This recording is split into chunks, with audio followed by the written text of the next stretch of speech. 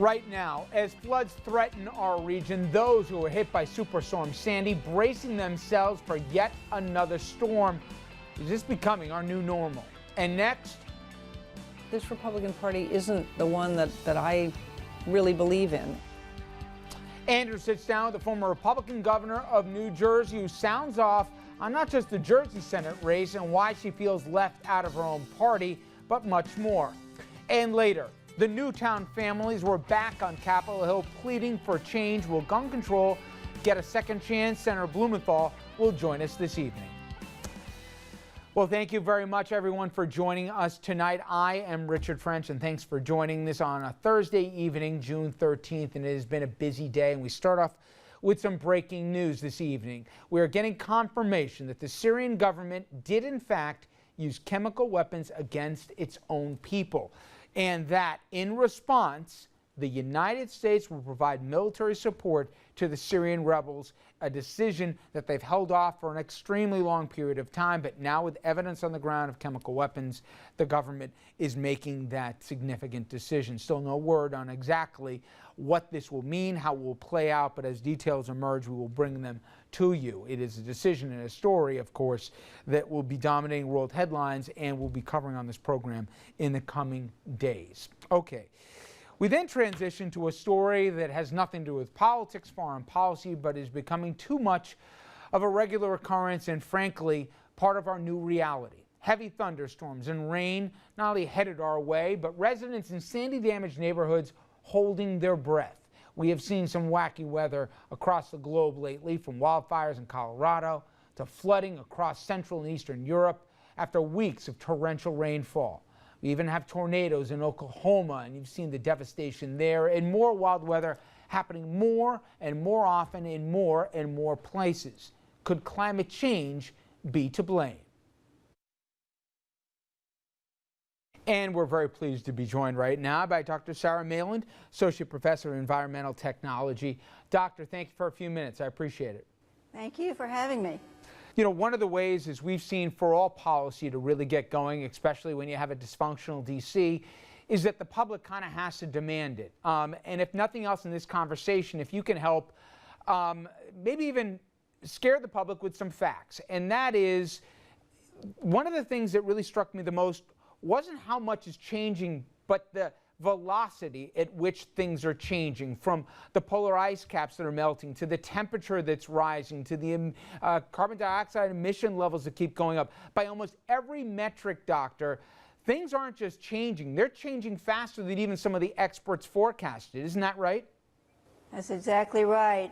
Just as little as 3 years ago, the forecasts were that change would be happening, but more slowly. Now we're seeing that everyone has reconsidered that point of view, and now the rate of change that people are predicting is really speeding up.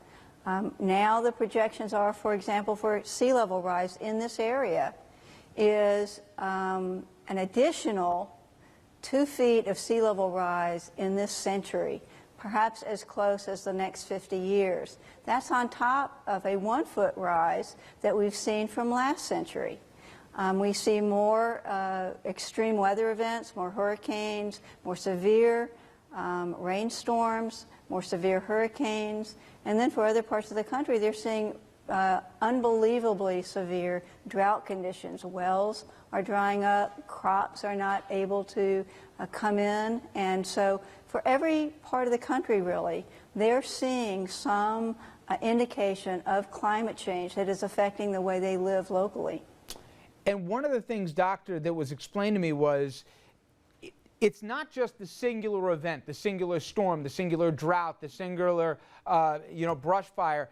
It's that it has a cumulative effect. Taking the storms that our region knows all too well after Sandy, the consequences of barrier islands disappearing, beach erosion, whatever natural defenses we had that were overrun by the last storm, the next storm, there's even less to naturally defend it. And that's part of the equation everyone's trying to figure out with these new realities.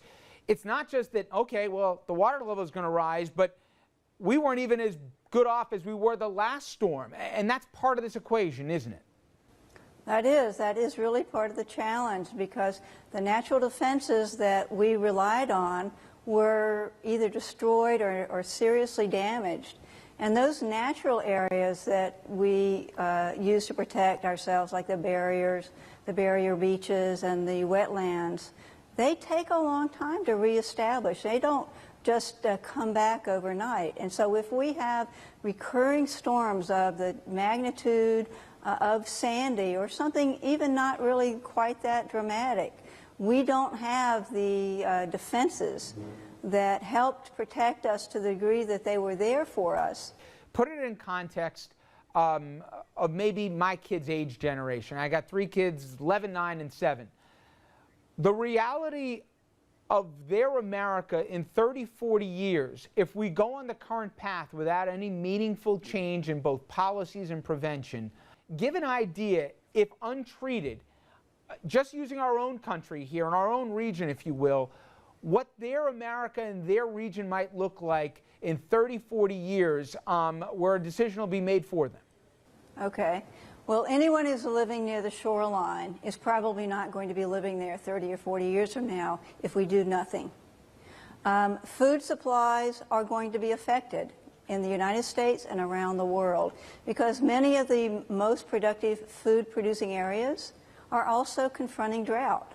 So even if we don't have a drought here ourselves, the drought will affect our ability to grow enough food for everyone's needs. The oceans will be seriously compromised. Many of the species we rely on as a food source, they may not be here at that point in time. The oceans are becoming more acidic. This affects all shellfish. Many of the microscopic plants and animals that live in the oceans will die because the shells that they have to protect themselves will have dissolved in a more acidic ocean. So the oceans will be less productive, land will be less productive, there will be 1 billion plus more people on the planet, all competing for resources that are disappearing. So the life that we would see 40 or 50 years from now is going to be a life of much more hardship, much more challenge. And the only way we can protect our children and those who come after our children is to do what we can now. Dr. Meyland, I appreciate a few minutes. Thank you so much. My pleasure. Thank you. All right. Let me be as straight as I can. Environmental issues 10 years ago to me, even 5 years ago to me, I acknowledge them, but they certainly weren't at the top of the hit parade in terms of my major concerns. But you have to be living under a rock not to acknowledge that things are changing, and they're changing more rapidly than anyone forecasted. Even the experts today, at a national conference where you had folks from NASA there and everywhere, the velocity of change in our environment is happening faster than anyone projected.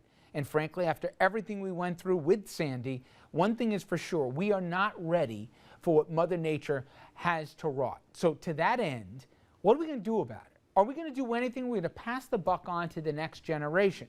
And those of us with kids know this problem will not take care of itself. So when we come back, we're going to talk about how we might or have to do something, maybe even politically unpopular, maybe even expensive, but we have to do something before this thing gets from bad to worse. Stay with us, everybody. We'll be back with RFL with our panel right after this.